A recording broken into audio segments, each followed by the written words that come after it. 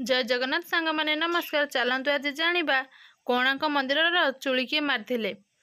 आज को प्राय 800 वर्ष तलर कथा। नंगुला नरसिंह देव नाम जड़े राजा ओडिशा रे राजूती करुथांती। सी सूर्यंकर पूजा ପାଇଁ सुंदर मंदिरटिए तोड़ाइबाकू इच्छा कले। राजांक आदेश रे सारा राज्यर अनेक कारीगर आसी ठूल हेले। सेमानक भितरु 1200 भल भल कारीगरंकु बछागला। सेतेबेले पत्थर रे सुंदर काम करी ओडिशार कारीगर माने नां करिथिले। सेतेबेले तो सीमेंट न थाए, पत्थर को जोड़िया ପାଇଁ एक प्रकार चूना व्यवहार करा जाउथिला। समुद्र कूल रे चंद्रभागा नदी मुहान रे एही मंदिर तोला हेला। मंदिरटी तैयारी हेला गोटिए रथ आकार रे। सेथिरे 7टी पत्थर घोड़ा जोखा हेला। मंदिरर सिंहासन रे रहिला सूर्यंकर प्रतिमा। पूर्व दिगरु सूर्य उइला मात्रे प्रथम किरण सूर्य मूर्तिर पाद तले पड़ी थाए। एही मंदिरर निर्माण ओडिशार 1200 राजस्व खर्च होइथिला। आस्ते आस्ते मंदिर नाट्य मंदिर मुखशाला आदि तैयारी सरी थाए। गछ लता फूल फल हाथी घोड़ा आदि जीवजंतु देखा देवा देवी मनुष्य प्रभृति मूर्ति रे मंदिर झलमल दिशु थाए। तथापि मंदिरटी संपूर्ण होई पारु न थाए। कारीगर माने जेते थर मंदिर उपरे दधिनौती को बसाउथांती ताहा खसी पड़ुथाए। मुख्य कारीगर थांती विशु महाराणा। से तांकर सबु विद्या बुद्धि खटाई मध्य मंदिरर दधिनौती को बसाई पारु न थांती। दधिनौती को बसाई सारिबा परे ही मंदिर काम शेष हेबो। एणे राजा अधीर होई पड़िलेनी।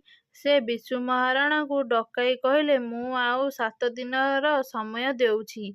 एहारी भितरे देउलर मुंडी मारिब न हेले 1200 कारीगरंक मुंड काट हेबो। विशु महाराणा मन दुखरे फेरी राजांक आदेश कारीगर भाई मानकु जणाई देले। समस्तक मुह सुखीगला। घर द्वार छाड़ी 12 वर्ष काल लागी एडे बड़ मंदिरटिए तोड़िले, अथच मंदिरर दधिनौती खंजा जाई पारु नाही। सेइथिपाई समस्तक मुंड काट हेबो। विशु महाराणा देउल तोड़िबाकू घरू आसिला बेले तांकर पुओटिए होइथाए। पुओर नाँ दिया जाइथाए धर्मपद, डाक नाँ धरमा। ताकू जेतेबेले 12 वर्ष से बापांक पाखकू जिबा ପାଇଁ अଳି कला। धर्माकू एकुटिया छाड़िबा ପାଇଁ मा प्रथमे अमंग हेउथिले।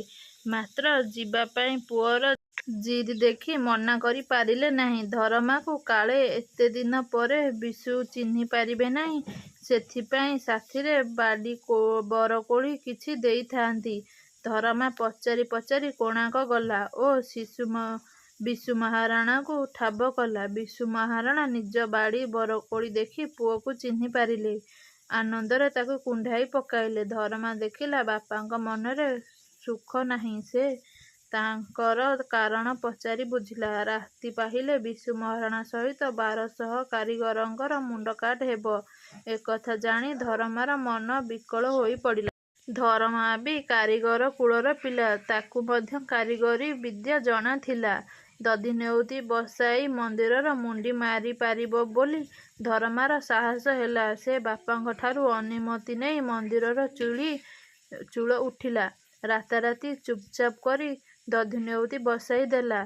सकाळ हेबा आगरू देखिले मंदिर काम शेष। विशु महाराणा पुओर काम देखि आनंदरे फाटी उठिले।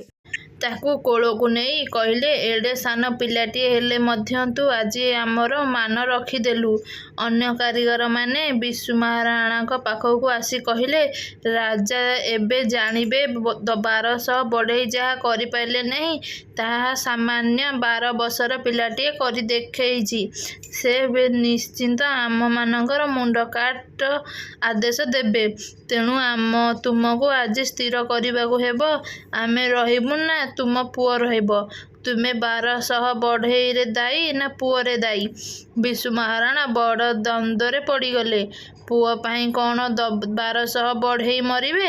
ଏକଥା ଶୁଣି ଧରମା ତା'ର ବାପାଙ୍କୁ କହିଲା, ବାପା, ମୋ ପାଇଁ ଆଜି 1200 ବଢ଼େଇଙ୍କର ଜୀବନ ଯିବ?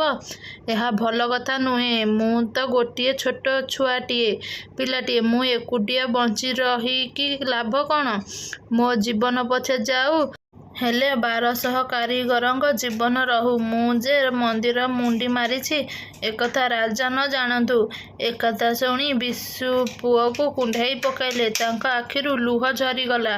ବାପାଙ୍କ ଆଖିରୁ ଲୁହ ପୋଛି ଦେଇ ଧରମା କହିଲା, ବାପା, ଜନ୍ମ ଦେଲେ ଦିନେ ତା ଦିନେ ମରିବାକୁ ହେବ। ମହତ୍ କାର୍ଯ୍ୟରେ ଜୀବନ ଦେବା କେତେ ଜଣଙ୍କ ଭାଗ୍ୟରେ ଅଟେ। ଆଜି ଆମର ପରୀକ୍ଷାର ବେଳ। ଏତେବେଳେ ମୋ ପାଇଁ ଚିନ୍ତା କରି ତୁମେ ଅଧୀର ହୁଅ ନାହିଁ। ମୋତେ ହସି ହସି ବିଦାୟ ଦିଅ। ପୁଅର କଥା ଶୁଣି ବିଶୁ ମହାରଣାଙ୍କ ମୁହଁରୁ କଥା ବାହାରୁ ନ ଥାଏ। ଧର୍ମପଦ ବାପାଙ୍କ ପାଦ ତଳେ ମୁଣ୍ଡ ଲଗାଇ କହିଲା, ମା'ଙ୍କ ସହିତ ଆଉ ଦେଖା ହୋଇପାରିବ ନାହିଁ। ତାଙ୍କୁ ବୁଝାଇ କହିବ, ତାଙ୍କ ପୁଅ ଜାତି ପାଇଁ ଜୀବନ ଦେଇଛି। ଏତିକି କହି ଆଉ ତିଳେ ମାତ୍ର ଅପେକ୍ଷା ନ କରି ସୂର୍ଯ୍ୟ ଉଦୟ ହେବା ପୂର୍ବରୁ ସେ ମନ୍ଦିର ଉପରକୁ ଚଢ଼ିଗଲା। ସେଇଠାରୁ ସେ ହସି ହସି ଚନ୍ଦ୍ରଭାଗା ନଦୀ ମଝିକୁ ଡେଇଁ ପଡ଼ିଲେ। ଆଜି ଧର୍ମପଦ ନାହିଁ। କୋଣାର୍କ ମନ୍ଦିର ମଧ୍ୟ ଭଗ୍ନ ଅବସ୍ଥାରେ। କିନ୍ତୁ 12 ବର୍ଷର ପିଲାଟିଏ ଜାତି ପାଇଁ, ଦେଶ ପାଇଁ ଯାହା କରିଗଲା, ତାହା କାଳ କାଳକୁ ରହିଗଲା। ଏବେ ବି ସମସ୍ତେ କହନ୍ତି, ସାନ ସିନା ଦାନ ତ ମହାନ। ଏହିପରି ଆଧ୍ୟାତ୍ମିକ ଷ୍ଟୋରି ଜାଣିବା ପାଇଁ ଏବେ ହିଁ ସାଇ ଓଡ଼ିଆ ଷ୍ଟୋରିକୁ ସବସ୍କ୍ରାଇବ୍ କରନ୍ତୁ। ଜୟ ଜଗନ୍ନାଥ।